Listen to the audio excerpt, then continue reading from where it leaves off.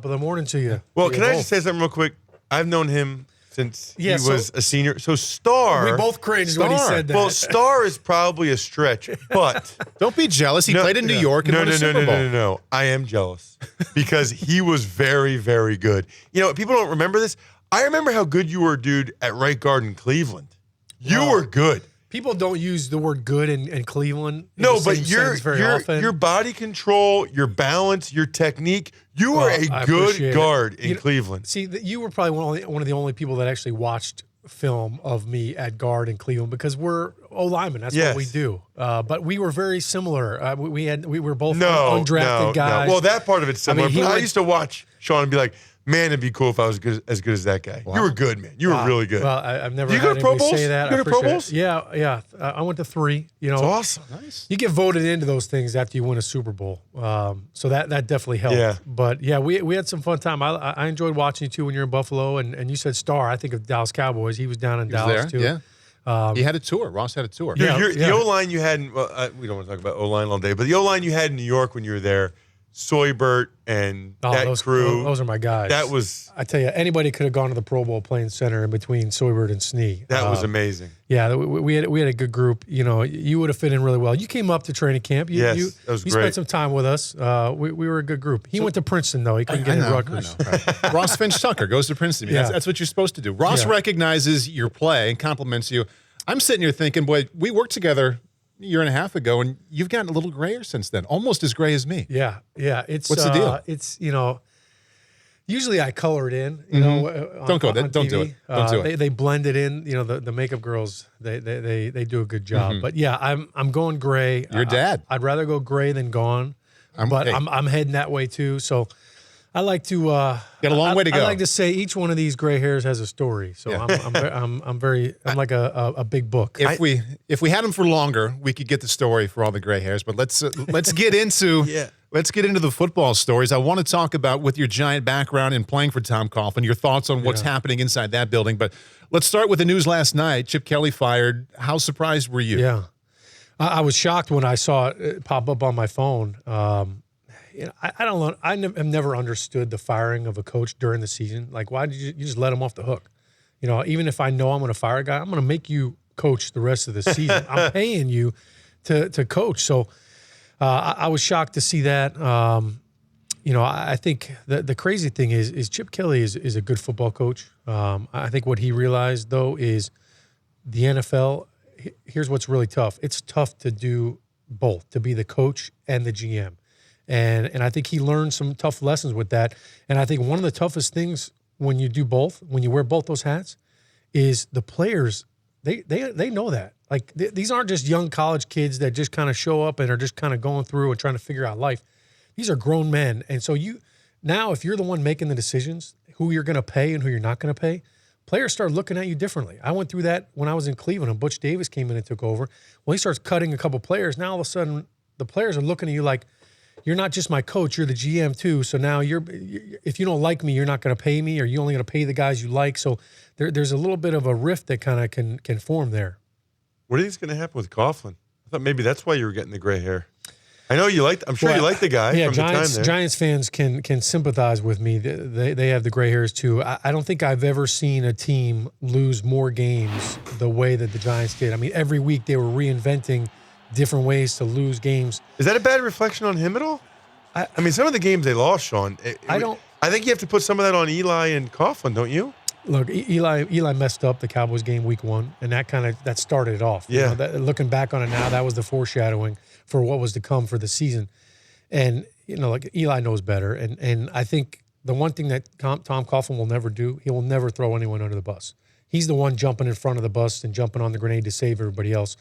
But Ben McAdoo has cost them some games with some of the play calling. Offensive coordinator? Yeah, the offensive coordinator. The 4-minute offense, the fact that you don't run the ball for the first 3 quarters of the game, and then now you have the lead, and all of a sudden you say, well, all right, well, we're not going to just try to all of a sudden start running the ball now. That came back to haunt them a lot of times. I mean, Ross, the 4-minute offense, I mean, you on Thursdays and Fridays, you install that as part of your game plan. Here's what we're going to do when we get the ball. And there's 3 things you don't do. Number 1, you don't stop the clock. You don't throw the ball. Number 2, you don't turn the ball over. Number three, we're going to run the ball, run the ball, run the ball. That's kind of the mindset you have to have. So that came back to haunt them. But to answer your question, I look at this team and the fact that they were so competitive in this division, so competitive with all the games, every game except the Eagles game, they were in it. I actually credit Tom, because when you look at this roster, that team that went out to Minnesota to play without Odell Beckham, I mean, that's not an NFL roster. Right. So I don't know how you can look at it and say, wow, this is all Tom's fault. And just to throw three guys out there. Will Beatty tears his pec in the offseason. Victor Cruz, not one snap this season. And then JPP. So three of your highest paid players. You take Eli out of the equation. Those are three of your highest paid players. And he didn't get a snap from two of them. And JPP has been playing with one hand half the season. Right. So you look at those factors, the amount of defensive backs that they lost. There's a lot of different factors. I think it's all about what are you building a case for? Because if you're John Mara, you can build a case either way. And that's which case would you support? Because sitting here listening to you, I'm nodding my head and admiring that you have a glasses half full view of the Giants, because Tom Coughlin earned your respect. You're speaking well of the team and him for all the right reasons. But you're also working on the other side now. You're evaluating not only as a former Giant, but as a guy who knows the NFL. Do you think it's the right thing to do to move on, to love Tom for all that he did, but to start anew? The way that I look at the Giants right now is I look at it like Eli's got 4 or 5 good years in him. I mean, he's in his prime right now. So my mindset is what's best for this organization? How do we win right now? Because they can't say, well, all right, we're going to buy another year or two, bring in a whole new staff and just totally change everything all up and waste another year or two of Eli's prime. You can't do that. And I look at Coach Coughlin and I say, show me another coach that's better than that guy. Where are you going to find? You don't want to go from the pan to the fire. You're going to bring in a college coach? How's that working out down in Philly? What are you going to do? Who are you going to go get? So, look, I understand that the mindset with Coach Coughlin coming into the season was we're giving him one more year. He got a new defensive coordinator in Spags. I mean, Spags, God bless him, he's been trying his butt off to They don't have good players on defense either. I mean, John Beeson has played like 5 games. He hasn't played with the same 3 linebackers more than once all season long. I mean, that's been a carousel there. But they've got this new offense. It's the second year in the offense. This was Eli's best season. So I think that there are things to build on with that. But you look at Eli, and I look at it and say, I don't care what coach you have or what plays you're calling. Ruben Randall can't be your go-to guy. It's clear. You know, and Odell Beckham's off the field. Now you plug in guys that nobody's ever heard of. I mean, Giants fans are looking up, they're pulling up the Giants.com on their on their computers to try to find out who's playing Sunday night against the Minnesota Vikings. So if a member of the Mara family called you, I'm sorry, Ross, I'll let you jump in here in a minute. If they called you and said, should we keep Tom? It sounds like you would say yes. I would say yes, but they're not calling me. Well, hypotheticals sometimes. John's got to answer to some other people, and I get the business side of it that he has to deal with because he's got to deal with the fans and what they want. I was going to say, you just talked for a while about what you think should happen. You don't think that's actually going to happen, though, right? I mean, don't you think Coughlin's gone? It's been too many subpar years now. I know, but what do you think's going to happen? You don't think they're going to keep him, do you? I think there's a chance. Wow. I think there's a chance that they do. And, I mean, part of me, listen, in my heart, I can't see anybody coaching the Giants but Coach Coughlin. I look at all of the other assets that he brings to the franchise. And when you just think about dealing with this New York media, dealing with what's going on. I mean, look at Todd Bowles. Look at the difference that he's meant for the Jets, compared to what Rex Ryan brought. But what is it about how he dealt with players that has you speak so well of him? Because this was a tough guy. I'm sure you didn't always like him. What was it about him that makes guys like you who played for him think of him this way now?